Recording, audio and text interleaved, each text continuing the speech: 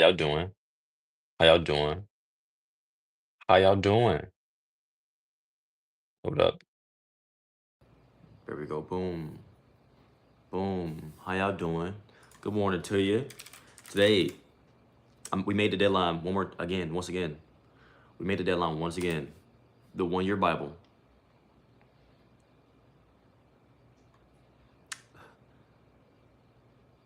The 1 year Bible. Day 21. Day 21. Day 21. 21 days in a row. Look at us. Look at, look at the consistency. Look at the consistency. 21 days in a row. This Sunday morning. Let's get it started. Oof.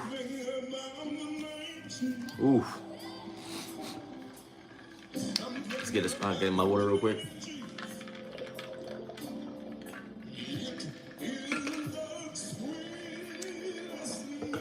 Woo! What? Good morning. Happy Sunday. Happy Sunday. Oh. Ooh,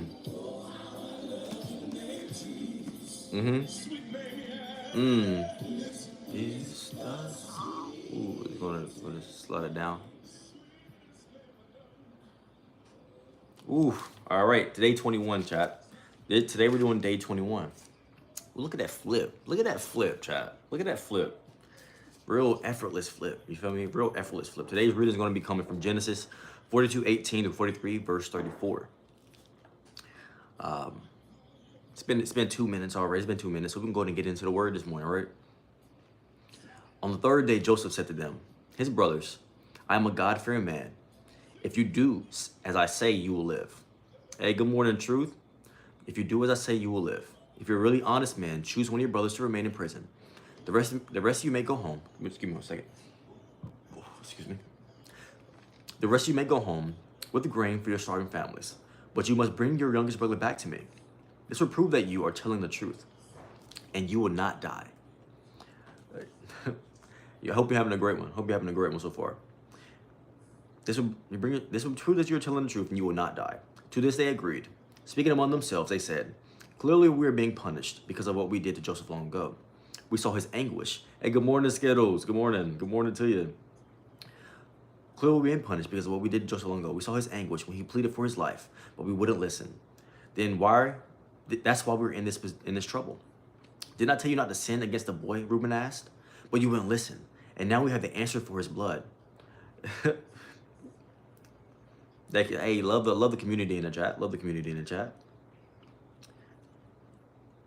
Didn't I tell you not to sin against the boy? Reuben asked. But you wouldn't listen. Now we have the answer for his blood. Of course, they didn't know that Joseph understood them, for he had been speaking to them through an interpreter. Now he turned away from them and began to weep. When he regained his composure, he spoke to them again. Then he chose Simeon from among them and had him tied up right before their eyes. Joseph then ordered his servants to fill the men's sack with grain, but he also gave secret instructions to return each brother's payment at the top of the sack. He also gave them supplies for the journey home. So the brothers loaded their donkeys with the grain and headed for home. But when they stopped for the night, and one of them opened his sack to get the grain from his donkey, he found his money in the top of his sack. Look, he exclaimed to his brothers, my money has been returned. What is all this about? We're reading the 1 year Bible. We're on day 21, reading 365 days, and we'll end on December the 29th. Look, he exclaimed to his brothers, my money's been returned. It's here in my sack. Then their hearts sank. Trembling, they said to each other, what has God done to us? When the brothers came to their father, Jacob, in the land of Canaan, they told him everything that had happened. The man who was governor of the land spoke very harshly to us, they told him. He accused us of being spies scouting the land. But we said, we are honest men, not spies. We are 12 brothers, sons of one father. One brother is no longer with us. The youngest one is at home with our father in the land of Canaan. Then the man who is governor of the land told us, this is how I'll find out if you are honest men. Leave one of your brothers here with me and take the grain for your starving families and go on home. But you must bring your youngest brother back to me. Then I will know you are honest men and not spies. Then I will give you back your brother, and you may trade freely in the land. As they emptied out their sacks, there in each man's sack was a bag of money he had paid for the grain. The brothers and their father were terrified when they saw the bags of money. Jacob exclaimed, you are robbing me of my children, of my children. Joseph is gone, Simeon is gone, and now you want to take Benjamin too? Everything is going against me. Then Reuben said to his father, you may kill two of my sons if I don't bring Benjamin back to you. I'll be responsible for him, and I promise to bring him back. But Jacob replied, my son would not go down with you. His brother Joseph is dead, and he is all I have left. If anything should happen to him on your journey, you will send this grieving white-haired man to his grave. Hey, good afternoon. Good afternoon, Chill Bacon. Good afternoon. Yep. Yeah, you're right, Death Rider. Good morning to you. Good afternoon to you now. Good afternoon to you now. Jacob replied, you were seen his grieving white-haired father to his grave. But the famine continued to ravage the land of Canaan. When the grain they had brought from Egypt was almost gone, Jacob said to his sons, go back and buy us a little more food. But Judah said, the man was serious when he warned us, you won't see my face again unless your brother is with you. If you send Benjamin with us, we will go down and buy more food. But if you don't let Benjamin go, we won't go either. Remember, the man said, you won't see my face again unless your brother is with you. Why were you so cruel to me? Jacob moaned. Why did you tell him you had another brother? The man kept asking us questions about our family, they replied. He asked, is your father still alive? Do you have another brother? So we answered his questions. How could we know he would say, bring your brother down here? Judah said to his father, send the boy with me, and we will be on our way. Otherwise, we will all die of starvation, and not only we, but you and our little ones. I personally guarantee his safety. You may hold me responsible if I don't bring him back to you. Then let me bear the blame forever. If we hadn't wasted all this time, we could have gone and returned twice by now. So their father, Jacob, finally said to them, if it can't be avoided, then at least do this. Pack your bags with the best products of this land. Take them down to the man as gift. Balm, honey, gum, aromatic resin, pistachio nuts, and almonds. And take double the money that was put back in your sacks, as was probably someone's mistake. Then take your brother and go back to the man. May God Almighty give you mercy as you go before the man, so that all he will release Simeon and let Benjamin return. But if I must lose my children, so be it. Oh man, it's okay.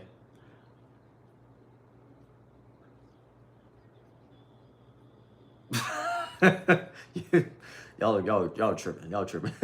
We reading the word this morning. Y'all tripping. So the men packed Jacob's gifts and doubled the money and headed off with Benjamin. They finally arrived in Egypt and presented themselves to Joseph. When Joseph saw Benjamin with them, he said to the manager of the household, then these men will eat with me this noon. Take them inside the palace, then go slaughter an animal and prepare a big feast. So the man did as Joseph told him, and they took Joseph into the palace. The brothers were terrified when they saw that they were being taken into Joseph's house. It's because of the money someone put in our sacks last time we were here, they said. He plans to pretend that we stole it. Then he will seize us, make us slaves, and take our donkeys. The brothers approached the manager of Joseph's household and spoke to him at the entrance of the palace. Sir, they said, we came to Egypt once before to buy food. But as we were returning home, we stopped for the night and opened our sacks. Then we discovered that each man's money, the exact amount paid, was in the top of his sack. Here it is. We have brought it back with us. We also have additional money to buy more food. We had no idea who put our money in our sacks. Relax. Don't be afraid, the household manager told them. Your God, the God of your father, must have put this treasure into your sacks. I know I received your payment. Then he released Simeon and brought him out to them. The manager led the men into Joseph's palace. He gave them water to wash their feet and provided food for their donkeys. There, they were told they would be eating there, so they prepared their gifts for Joseph's arrival at noon. When Joseph came home, they gave him the gifts they had brought him. They bowed low to the ground before him. After greeting them, he asked, how is your father, the old man you spoke about? Is he still alive?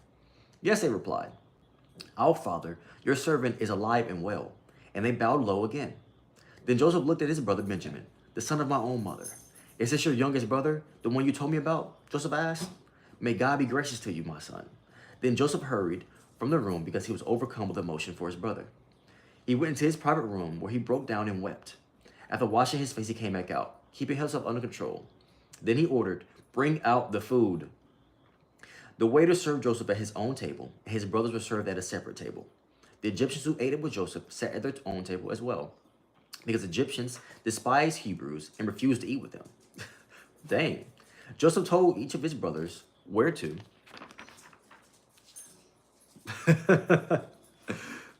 Facts.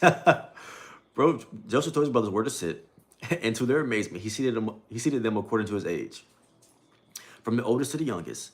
And Joseph filled their plates with food from his own table, giving Benjamin 5 times as much as he gave the others. So they feasted and drank freely with him. And now we're going to be reading from Matthew 13:47 through 14, verse 12.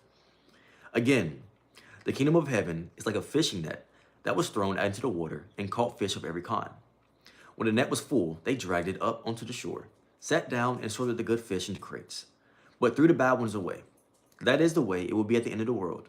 The angels will come and separate the wicked people from the righteous, throwing the wicked into the fiery furnace, where they will be weeping and gnashing of teeth. Do you understand all these things? Yes, they said, we do.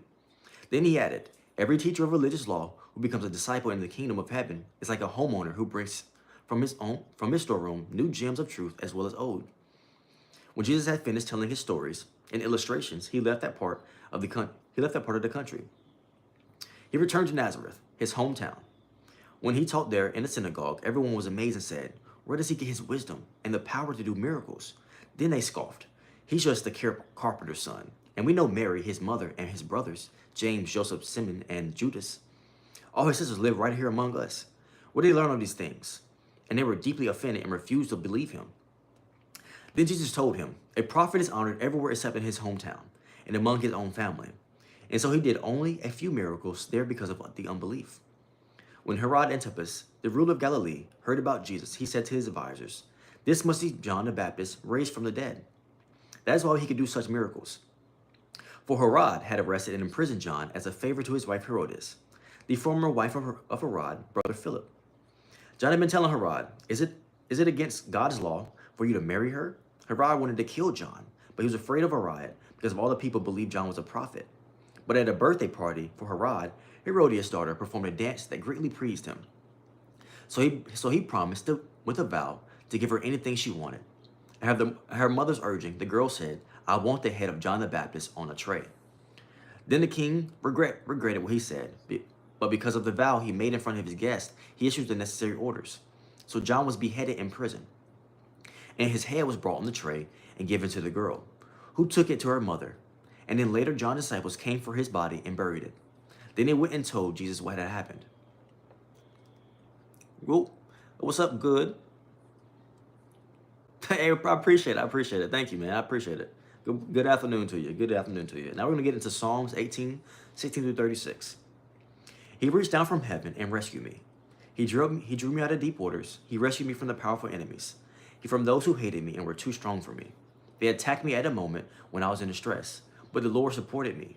He led me to a place of safety. He rescued me because he delights in me. The Lord rewarded me for doing right, and he restored me because of my innocence.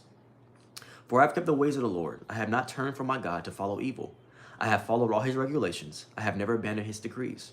I am blameless before God. I have kept myself from sin. The Lord rewarded me for doing right. He has seen my innocence. To the faithful, you show yourself faithful.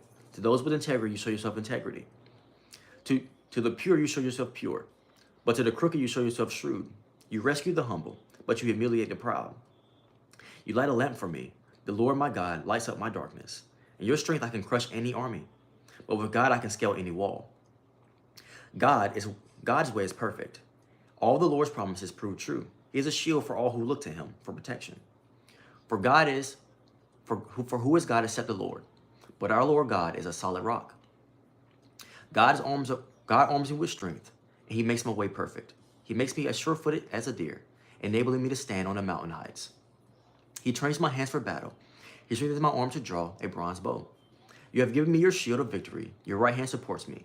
Your help has made me great. You have made a wide path for my feet to keep them from slipping. And now we're going to get into, I'm doing good, Bacon. How you doing, man? I'm doing good, Bacon. And then we're going to get into Proverbs 4, 7 through 10. Getting wisdom is the wisest thing you can do. And whatever else you do, develop a good judgment. If you prize wisdom, she will make you great. Embrace her and she will honor you. She will place a lovely wreath on your head. She will present you with a beautiful crown. My child, listen to me and do as I say, and you will have a good and long life. And now we're going to read the excerpt at the bottom here. It's called At Heart. So at heart, a man's heart is known by what he says and does. We can see Joseph's strong character in every accomplishment, enduring slavery and eventually running a household, a jail, and then an entire country. When Joseph sees his brother Benjamin, his tender heart is obvious. Overcome with emotion, he must leave the room so his brothers won't see him weeping. Herod Antipas, on the other hand, reveals the wickedness in his heart, beheading John the Baptist to save face in front of his guests. The kind of man you are is an expression of what is in your heart. This was a great read today as well. It showed, I really like the excerpts at the end of these, right? I'm going to be honest. I thought it was finally time to meet random people like you guys. Thanks for asking. Hey, I'm glad you joined. I'm glad you know, we gave you good company this morning. And I hope you enjoyed today's reading and today's stream. But we're going to read At Heart one more time because this really sums up the entire reading this morning. So at heart, a man's heart is known by what he does, what he says and does. We can see Joseph's strong character in every accomplishment, enduring slavery and eventually running a household, a jail, and then an entire country. When Joseph sees his brother Benjamin, his tender heart is obvious. Overcome with emotion, he must leave the room so his brothers won't see him weeping. Herod Antipas, on the other hand, reveals the wickedness in his heart, beheading John the Baptist to save face in front of his guests. The kind of man you are is an expression of what is in your heart. And that was January 21st, but technically today is January the 18th reading. I always enjoy our reading together. And our first reading came from, if you want to read this by yourself later. Yo, what's up, Cope? Good afternoon, bro. Well, our first reading this morning was from Genesis 42:18 to 43, verse 34. And his brothers, you know, his brothers coming back, his brothers, you know, honoring what he said, even though, and then, you know, and then Joseph still having a kind heart to not, you know, go after his brothers, right? The same way Esau before, right, didn't go after Jacob, right? When Jacob came back after stealing everything from Esau, Esau forgave Jacob. In the same way that Esau forgave Jacob, Joseph forgave his brothers for kidnapping him and sending him away, and then bury him in the ground, then selling him, and then him having to do everything by himself and be by himself for all those years. He still forgave them, right? This really speaks again. That's good, baby. And I chose to meet random Christians on YouTube a couple months ago. Message of faith is stronger, and I have many amazing miracles. Hey, I'm glad you're enjoying yourself, man. I'm glad you're enjoying yourself. But the forgiveness in their hearts, you know, the forgiveness in their heart spoke loudly, right? It spoke way more loudly than anything else. So that's a great word to live with today. The forgiveness in their hearts really opened all the doors. It kept them from doing things they would have regretted in the future, right? Because you know, Joseph could have done anything. He's the leader of that land, right? He was high in that land. He could have done anything he wanted to, but he said, "Just bring my brother." He said, "Just bring my brother back, man. I just want to meet my brother." And then that was it for him, man. You know, and then his heart was still pure, even after everything he went through. You know, just like we have lives, right? We go through stuff in our lives every single day, you know, even though you go through whatever you go through in your life, you know, keep your heart pure. Make sure you remember to forgive. You know, make sure you remember to, you know, treat your neighbors with kindness, treat your friends with kindness, treat people you don't even know with kindness, if you can, and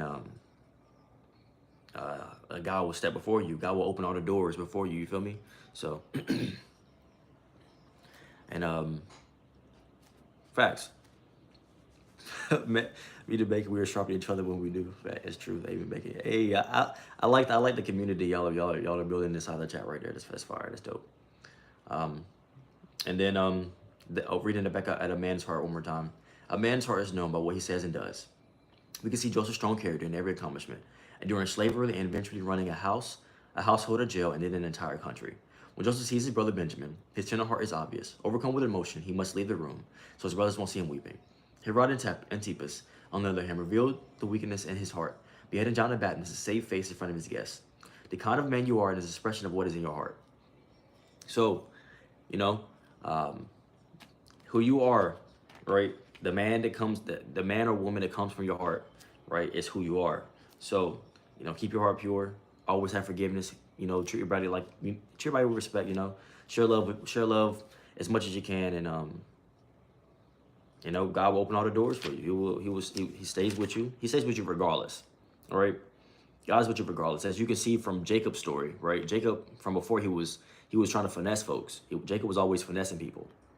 But regardless of what Jacob was doing, God was with him the whole time, right? Just to stay with him so Jacob can eventually change his ways. I'm assuming somewhere when we get further along in our reading, Jacob will change his ways towards the end probably, right? But Jacob was finessing folks and God was still with him, right?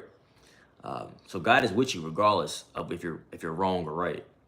But God wants you to turn that page, turn the foot, clean your heart, forgive, and move forward, right? So he can continue blessing you, continue showing you more favor, right? Because God has a lot for you.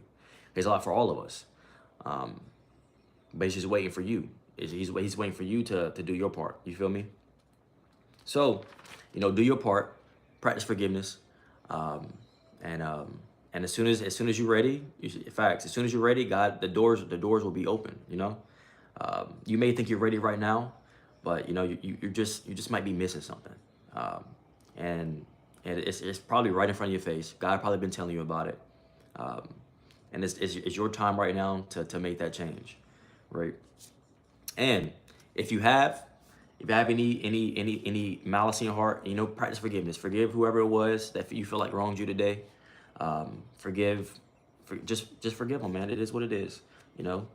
Things happen, and we got to move forward. Practice forgiveness so that the doors won't be closed for you, man, and the doors will just be thrown wide open. You feel me? Like the doors thrown wide open.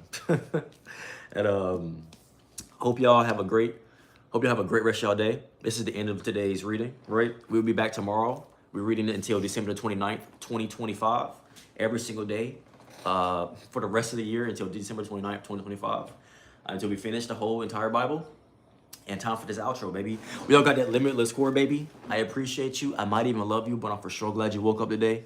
And thank you for joining the stream this morning. Thank you for staying tuned. Thank you for your chats. And just thank you for your presence. I appreciate y'all. Y'all have a great day. Peace. And I will be streaming later on today, so stay tuned for whatever else we do later on today. We'll do a gym stream tonight for sure, and we may do a gaming stream later on today. But peace. Y'all have a blessed day as well, man. Peace.